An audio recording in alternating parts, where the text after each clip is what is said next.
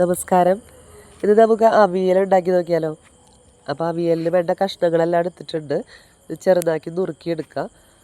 അതിനുശേഷം നമുക്കതിലേക്ക് മഞ്ഞൾപ്പൊടി, കുറച്ച് മുളക് പൊടി,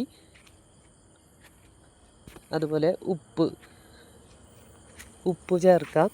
ഇനി പച്ചമുളക് ഒരു 3-4 പച്ചമുളക് ചേർക്കാം. അതിനുശേഷം ഒരു ഗ്ലാസ് വെള്ളമാണ് ഞാൻ ചേർത്ത് കൊടുക്കുന്നത്. അപ്പോൾ ഒരു ഗ്ലാസ് വെള്ളം ചേർത്ത് മൂടി വെച്ച് നന്നായി വേവിക്കണം. നാളികേരത്തിൽ ചെറിയ ഉള്ളി നല്ല ജീരകം ഒതുക്കിയെടുക്കാം. നന്നായിട്ട് ചതച്ചെടുത്താൽ മതി.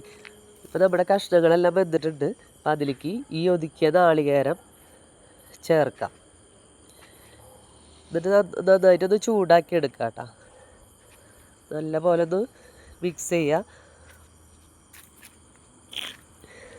ഇനി ഇതിലേക്ക് നമ്മൾ കുറച്ച് തൈര് ചേർത്ത് കൊടുക്കുന്നുണ്ട്. പുളി രസത്തിന് വേണ്ടി ചിലർ മാങ്ങയൊക്കെ ചേർക്കാറുണ്ട്. ഞാൻ തൈരാണ് ചേർക്കാറ്. അപ്പോൾ തൈര് ചേർത്ത് കഴിഞ്ഞാൽ ചെറുതായിട്ടൊന്ന് ചൂടാവാനേ പാടുള്ളൂ, അധികം ചൂടാവരുത്. ഇത് കഴിഞ്ഞ് നമുക്കിനി പച്ച വെളിച്ചെണ്ണയും നല്ല കറിവേപ്പിലയും ചേർത്തിട്ട് വേണം ഇത് വാങ്ങാനായിട്ട്. അപ്പോൾ കറിവേപ്പില ചേർത്ത് കൊടുക്കാം. ഇനി നല്ല പച്ച വെളിച്ചെണ്ണ ചേർത്ത് കൊടുക്കാം. എന്നിട്ട് ചെറുതായിട്ടൊന്ന് ചൂടാക്കിയ ശേഷം ഇറക്കി വയ്ക്കാം.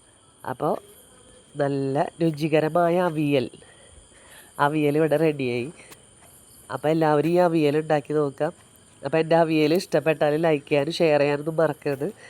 Thank you.